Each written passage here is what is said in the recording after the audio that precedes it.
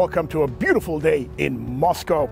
And of course, when I travel, I can't not produce a car video. Now, the car in question today is a very special car indeed. This is a 1975 Zhiguli, or widely known to the world as the Lada 1500. Now, the Zhigulis were produced by AvtoVAZ, which is the Russian, or rather the Soviet Union's national automotive producer. Now, they started producing cars in 1966, and they still do today. For a brief stint, from 2016 till 2022, they were part of Renault, but last year, in March, Russian government bought the company back. Now, let me tell you a little bit about the Zhiguli. Now, the Zhiguli perhaps is Russia's most famous automotive import from the 70s. This is a 1975 model, to be precise. It's a 2103. They started with the 2101, and this is the 2103. It's actually quite similar to the Fiat 124 Speciale, which was one of the most special cars Fiat had ever produced. And the difference between the 2101 and the 2103 is that this is a very luxurious car with kind of updated interior, a much nicer engine, a nicer gearbox, and that kind of thing. Now, the Zhiguli, the one I have right next to me, or otherwise known as the Lada 1500, has been restored to its former glory and then some by the gentleman who has lent it to us for the day. We're actually gonna call him over here in a little while. We're gonna go for a drive. We're gonna look inside the car, outside the car. We're gonna have a detailed tour and a drive with the car. However, just before that, I wanna tell you a little bit about how this car kind of differs from the Fiat 124, because see, the Fiat 124 is made for the Mediterranean climate. The Zhigulis were made for the tough Soviet climate. So what did they do? They've reinforced the chassis. They used thicker kind of metals and aluminiums and materials. Even the engine, that fiddled around with the engine as well. And the car has been raised as well to navigate through those tough Soviet roads. All in all, they've actually built a wonderful, wonderful machine. Like I say, this has been restored to its former glory. And without further ado, why don't we look inside the car, outside the car, take it for a drive, and really have a review of this magnificent piece of 1975 or Soviet history. I'm Alp Sarper, and welcome to my YouTube channel.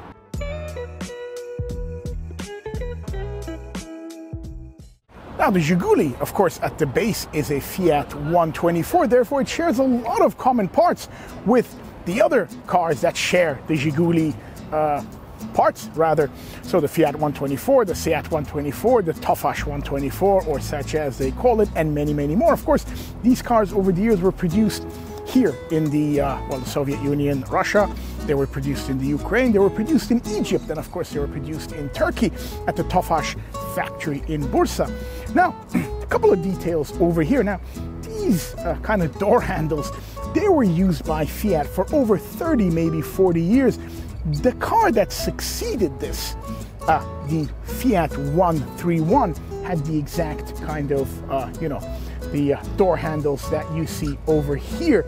The wheels also, the wheels were used all through the 124 series, the Zhiguli, the Lada 1500, whatever you might want to call these kind of windows here. I don't know what they're called. We call them butterfly windows. Perhaps that's the same in English. Are very distinctive. Many, many Fiat models and derivatives. And of course, the Zhiguli has the same. Now let's move forward over here. The mirrors over here, again, used in an array of different kind of Zhiguli variations. Now I'd like to come to the front of the car if we can, please.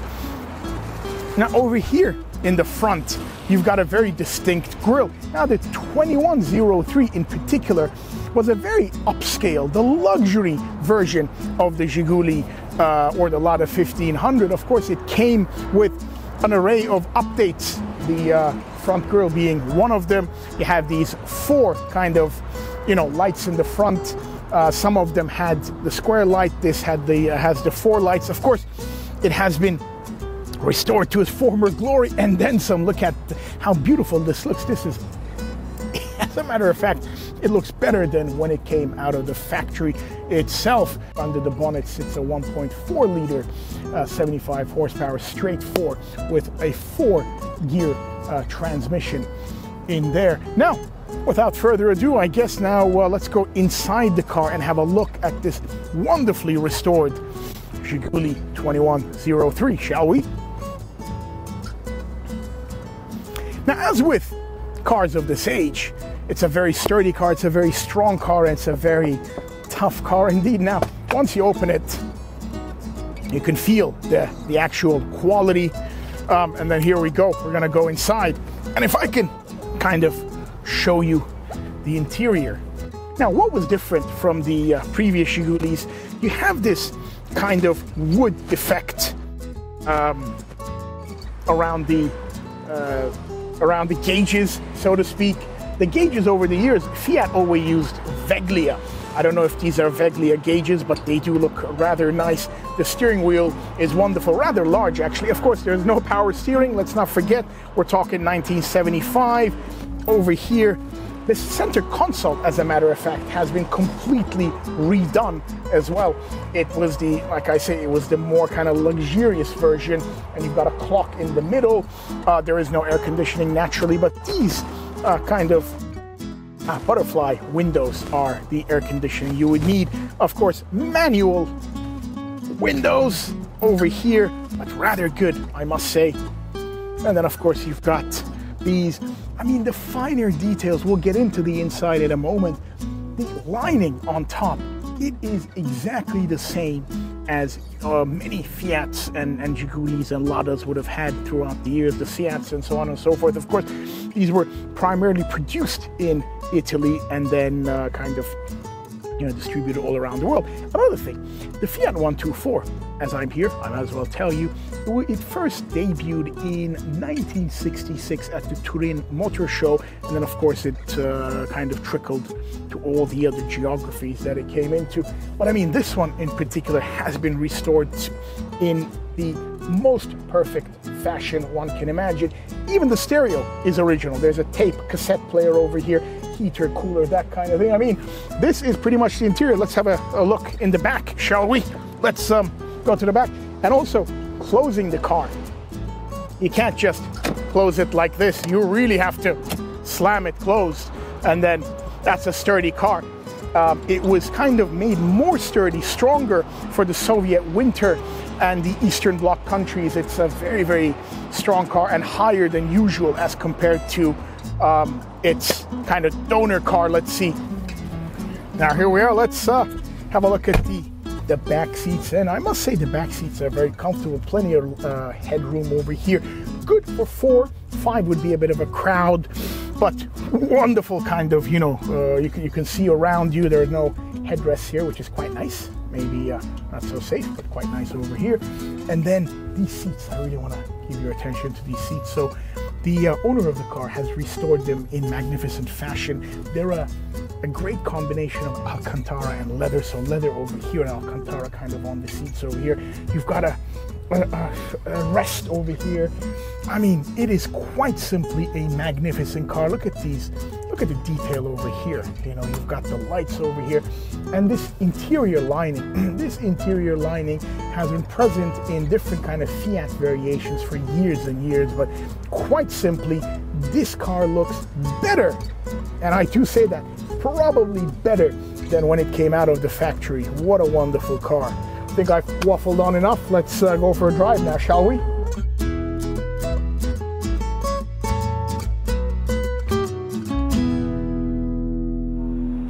Well, before we begin, let me introduce you to Misha Funk, the guy who restored this car to its former glory and who will shortly be taking me for a drive.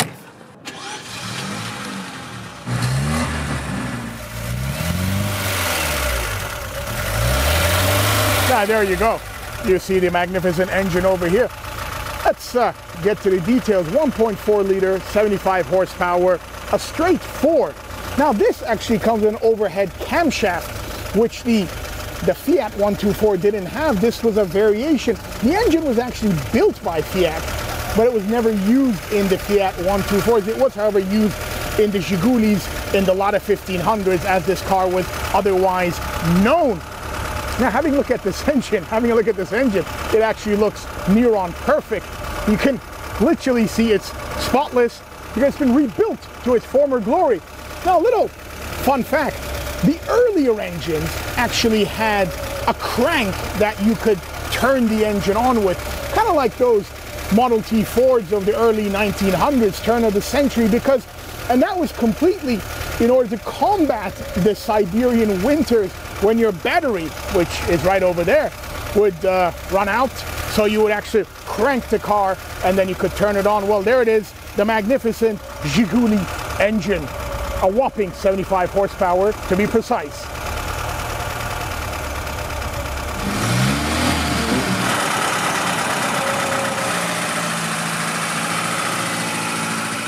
Now, first of all, let me start by congratulating you on a magnificent job restoring this historic vehicle. It's pushing 50 years, 1975. Now, I'm really interested to find out what motivated you to repair this wonderful piece of history. В детстве у моего папы была аналогичная машина, он учил меня на ней ездить. И, в принципе, мне очень нравятся старые ретро-автомобили, и не только автомобили. Это красиво, это история, это привлекает внимание, и как бы это хобби, которое дает мне удовлетворение и спокойствие в жизни. Now, funny you should say that, because us too grew up with these Fiat models in a different geography in Turkey, so I'm glad to know that, you know, the same kind of sentiment survived in over here in Russia. Now, take me through the process. How long did it take you to fix it? You know, what were some of the most challenging parts for you to find, and you know, how long did it take, the whole thing? Процесс занял практически 6 лет. Много очень искал именно тех времен запчасти. Очень долгий процесс был именно поиска запчастей и деталей тех времен. Не новодела, не современного репродукции запчастей, а именно тех. И, соответственно, у моего товарища есть свой автосервис, своя мастерская. Там мы ее разбирали, делали, варили, красили. Практически 6 лет занимались поиском запчастей и установкой. And you know what? I know that this car has been in some iconic films over the years. Iconic people have driven it, so on and so forth. Can you tell me a little bit about the history, as much as you know? You know, where can we recognize this car from? Данная машина была именно ВАЗ-2103 выбран именно красного цвета по мотивам фильма «Итальянцы в России» с Андреем Мироновым. I'm definitely gonna watch that. Yeah. Действительно, она там была. Итальянка ездила на нем, когда они искали сокровища бабушки.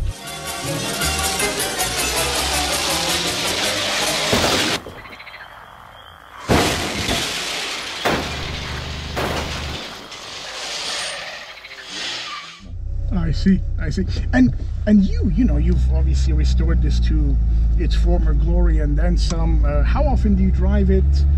Is it an everyday car for you? Is it a pleasurable car? You know, tell me a little bit, how does this fit into your life? На машине езжу, когда вот, просыпаешься и хочется. Ну, есть желание, хочется, порыв. Я сажусь и еду. Я на ней не просто, бывает, катаюсь, езжу по делам, по работе. Просто заезжаю за друзьями, катаемся. Смотрим в Москве, улыбки, даем людям сфотографироваться. Это желание, порыв души. And as a car, how reliable is it? What are the biggest headaches it gives you, and what are some of the biggest pleasures it gives you? Машина делалась для души и от души, и она это чувствует. Никаких проблем она не доставляет. Я за ней ухаживаю, смотрю, и проблем в поездках у нее нет. На аналогичном автомобиле мы раньше, в 80-х годах, с семьей, я, папа и сестра, каждый год ездили 1500 километров на Черное море. Well, you know, that's the amazing things about these cars. We all have a relationship with them over the years. So, in terms of you know, cars, this isn't your only project. I know that you're quite an avid collector, from what I understand. What else are you working on? Сейчас я работаю Triumph Spitfire Mark II 1966 года выпуска. Кузов практически готов, все запчасти кузовные и по мотору привез мне мой друг из Лондона, Игорь Гусев. Да, он белорус по национальности, но давно живет в Лондоне. Он мне их все прислал по моему заказу, все приобретал там, привозил. На сегодняшний день кузовные работы по этому автомобилю практически закончены. Сейчас собираем механическую часть. Well, you know what? First of all, I want to thank you. This has been a once-in-a-lifetime experience, and the fact that you've restored this car to its former glory, it's as if we've driven it out of the factory. So thank you for that. It was a wonderful experience, and I promise you that next time we meet, I'm going to speak more Russian, and hopefully we can drive the Spitfire together as well. Жду всегда в гости, всегда к вашим услугам этот автомобиль. Когда будет Spitfire, я не то что надеюсь, что вы приедете, я надеюсь, что вы обязательно, я даже настаивать буду, чтобы вы приехали, посмотрели, проехались, но уже теперь за рулем. И испытали этот класс, это ощущение прекрасного счастья и добра. Вот это все несет и позволяет отвлечься от всего быта и окружающего негатива. And you know, and I think the Spitfire isn't your other project. There is yet another project on top of it. Еще один Buick LeSabre, шестидверный лимузин, 78 год. Данные автомобили были произведены ограниченным количеством в США. Они возили во времена Холодной войны экипаж бомбардировщика дальнего действия. Там ровно 6 дверей и, соответственно, 4 места сзади. Соответственно, они их провожали, встречали. Один из этих автомобилей достался мне. Соответственно, он сейчас в работе, в проектировании, но он восстанавливаться как именно ретро будет частично. Это будет только снаружи и передняя рабочая часть. Зад принято решение сделать более комфортабельным, современным, со всеми современными изысками. Well, to be honest, look, a lot of car collectors, they would consider that very no-no, but I'm a big believer that as long as you restore or maintain the general feel of the car, I think improving on the quality of the car, I'm 100% for it. I wish you best of luck with that. Buick is one of my favorite American brands, by the way, and then that means I will make 2 other trips to Russia, to first the Spitfire and then the Buick. Опять-таки при встрече, когда он будет готов, встреча с самолета с меня. Fantastic, great. Well, thanks again. Thank you.